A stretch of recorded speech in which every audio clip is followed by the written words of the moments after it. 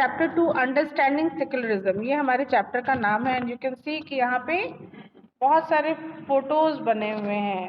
One of them is this one, can you see this?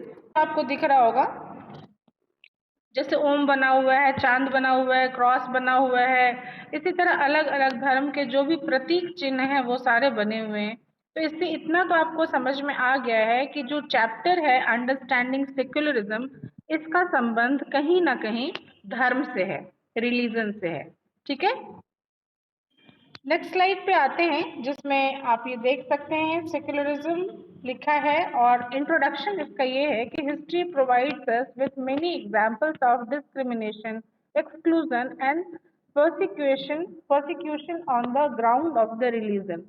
History में आपने बहुत सारे ऐसे एग्जांपल्स देखे होंगे जिसमें डिस्क्रिमिनेट किया गया। तो खुद हमारे इतिहास को यदि आप देख लीजिए, हिस्ट्री हमेशा हमें इन चीजों के बारे में जानकारी देती है। तो जैसे ब्रिटिशर्स जब आए थे तो उन लोगों ने हमारे साथ कितना डिस्क्रिमिनेशन किया था।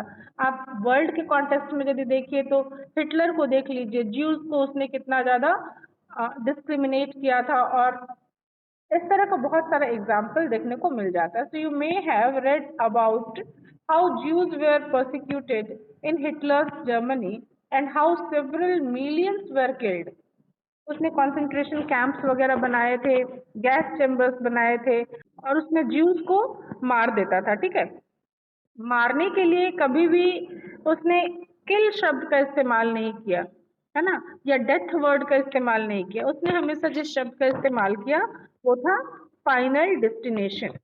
ठीक है, तो इस तरह का डिस्क्रिमिनेशन हम लोगों को देखने को मिलता है। In all of the above examples, members of one religious community either persecute or discriminate against member of other religious communities.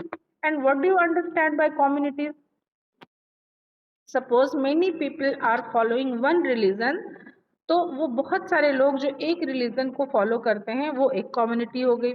For example Hindus, जैसे एक बहुत सारे हिंदू मिल गए तो उनकी एक कम्युनिटी बन गई। इस्लाम धर्म को मानने वाले बहुत सारे लोग यदि एक जगह हुए तो उनकी एक कम्युनिटी बन गई मुस्लिमों की। इसी तरह सिख हैं, पारसी हैं, तो बहुत सारे अलग अलग कम्युनिटीज हैं।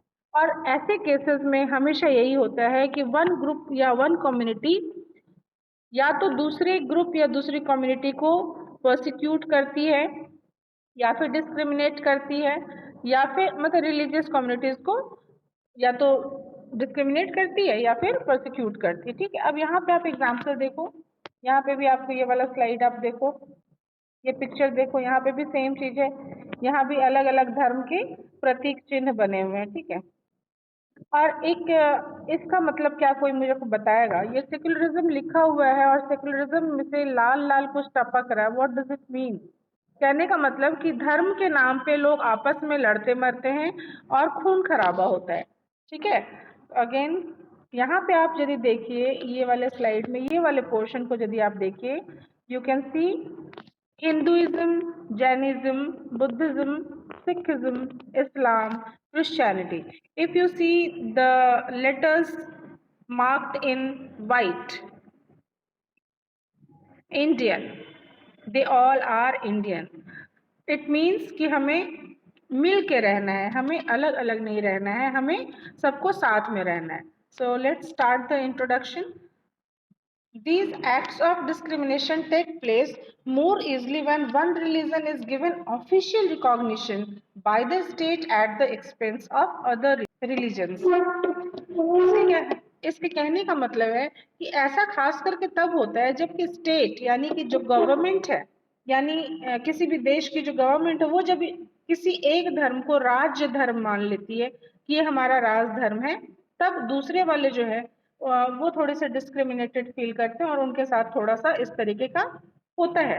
वो इसीलिए क्योंकि राज्य ने यदि किसी धर्म को एक्सेप्ट कर लिया है तो उस धर्म को मानने वाले लोगों की मजबूती कहीं ना कहीं बढ़ जाती है। यदि आप देखेंगे इस्लामिक कंट्रीज में देखिए, क्या हमारे भारत को ऐसा बोलते हैं क्या कि भारत को अभी बात चलने लग गई है कुछ कुछ, वो एक अलग मुद्दा है, उस पर हम लोग बात करेंगे बाद में, क्योंकि उसका एक आप कह सकते हैं कि तर्क है उसके पीछे, वो उसके बारे में बात करेंगे। बट कभी जैसे बहुत सारी मुस्लिम कंट्रीज है, वहां पे लोगों को फ्रीडम नहीं है। जो हिंदूज हैं, they are not allowed to pray openly. उन्हें यदि करना भी है प्रेयर तो उन्हें अपने कमरे में करना है, बंद कमरे में करना है। जबकि भारत में ऐसी कोई बात नहीं है। यहाँ पे खुलेआम आप चर्च जाइए, गुरुद्वारा जाइए, मॉस्क जाइए। तो इन सारे कहने का मतलब कि आप फ्री हो। गवर्नमेंट जो है आपके ऊपर, आपको जबरदस्ती कोई धर्म मानने को नहीं कह सकती है और ना ही कोई धर्म छोड़ने को कह सकती है। चल आगे चलते हैं कि clearly no one would wish to be discriminated against because of their religion, not discriminated by another religion. In India, can the state discriminate against citizen on the ground of their religion? क्या भारत में ऐसा कर सकते हैं? तो नहीं, बिल्कुल भी नहीं कर सकते। So what is secularism? The Indian Constitution allows individuals the freedom to live by their religious belief and practices as they interpret these. तो जो भारतीय संविधान है वो व्यक्तिगत रूप से हर व्यक्ति को ये आज़ादी देता है कि वो अपने धार्मिक विश्वासों के साथ और धार्मिक प्रैक्टिसेस के साथ, जैसा कि वो अपने समझता है अपने धर्म को, उसके अकॉर्डिंग रह सकता है। In keeping with the ideas of religious freedom for all, India also adopted a strategy of separating the power of religion and the power of state. ये बता रहा है कि जिस धर्म को राज्य से अलग किया गया, ठीक है। So secularism refers to this separation of religion from the state. यानी अभी जैसे मैंने बोला ना कि राज्य का अपना कोई धर्म नहीं है, यानी कि राज्य सभी धर्मों से बराबर दूरी पे रहता है। और कहने का मतलब कि यदि स्टेट, यानी स्टेट किसको बोलते हैं? स्टेट वो वाला नहीं जो कि बिहार, झारखंड, मध्य प्रदेश नहीं। स्टेट मीन्स यहाँ पे और डेफिनेट टेरिटरी वाला जो मैंने बताया था, ठीक है। यहाँ पे हम सोचेंगे कि चलो ये स्टेट है, क्या है? स्टेट है। और स्टेट हर धर्म से बराबर दूरी पे है, ठीक है।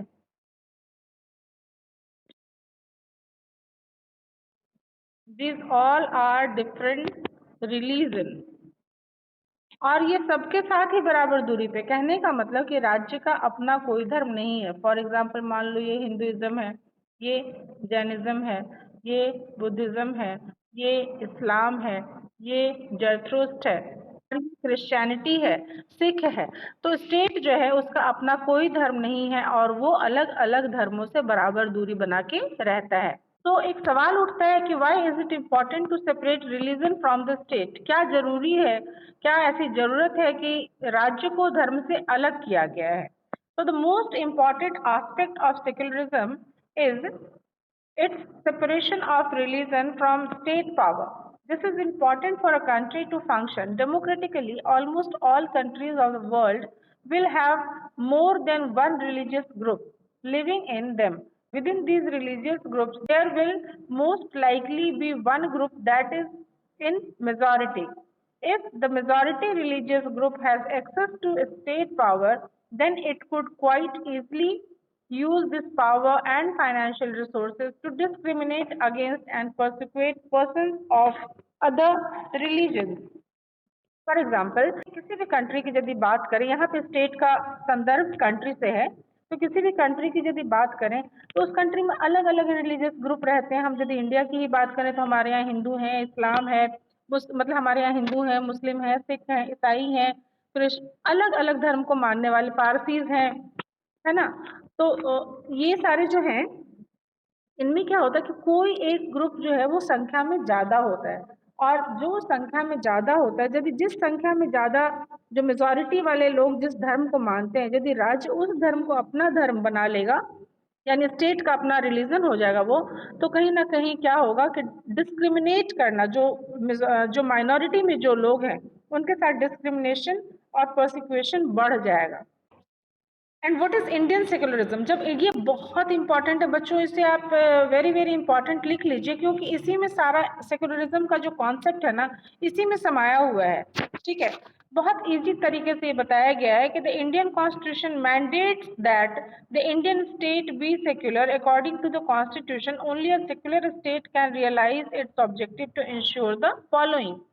मतलब कौन कौन से सेक्युलर, मतलब कोई सा भी सेक्युलर स्टेट जो है, कॉन्स्टिट्यूशन के अकॉर्डिंग कोई सा भी सेकुलर स्टेट इन 3 चीजों का पालन करेगा तभी वो सेकुलर स्टेट कहला सकता है। कैसे? फर्स्ट है that one religious community does not dominate other. एक रिलीजियस कम्युनिटी जो है वो दूसरे को डोमिनेट ना करे। डोमिनेट करना मतलब कि दबा के रखना, उसके ऊपर दिखाना कि हम ज्यादा शक्तिशाली हैं, है ना, और उस शक्ति का इस्तेमाल करके ऐसे माइनॉरिटी वाले लोगों को परेशान करना। ठीक है, सो माइनॉरिटी वाले नहीं, मैंने दूसरी कम्युनिटी वाले लोगों को परेशान करना। Then second is some members do not dominate other members of the same religious community. कई बार ऐसा होता है, फॉर एग्जाम्पल फर्स्ट वाले का एग्जाम्पल ये कि एक मान लो हिंदू है और मुस्लिम है, या मुस्लिम है और पारसीज है, तो ये दो अलग अलग कम्युनिटी हो गया, और ये कहा जा रहा है कि किसी भी स्टेट में दो अलग कम्युनिटी जो है वो एक दूसरे को डोमिनेट ना करे। सेकंड वाले में ये कहा जा रहा है कि सेम कम्युनिटी के लोग एक दूसरे को ना करें। फॉर एग्जाम्पल यदि हिंदुइज्म है तो हिंदुइज्म को फॉलो करने वाले लोग बहुत सारे हैं, तो उसमें से कोई एक हिंदू दूसरे हिंदू को डोमिनेट ना करे। सिमिलरली विद द मान लो अब मुस्लिम है तो मुस्लिम में भी कोई एक मुस्लिम दूसरे किसी को डोमिनेट ना करे, है ना, सेम कम्युनिटी में डोमिनेट ना करे। Then the third is that the state does not enforce any particular reason nor take away the religious freedom of individual. State जो है वो ना तो किसी का मतलब किसी भी व्यक्ति को कोई पर्टिकुलर रिलीजन मानने के लिए बाध्य कर सकता है कि भाई मानना पड़ेगा बोल के, है ना, और ना ही उसका पर्सनल रिलीजन जो है वो उससे छीन सकता है। For example being an individual, मान लो कोई व्यक्ति हिंदू है और स्टेट उसको नहीं कह सकता कि भाई तुम हिंदुइज्म छोड़ के सिखिज्म अपना लो या इस्लाम में आ जाओ, है ना।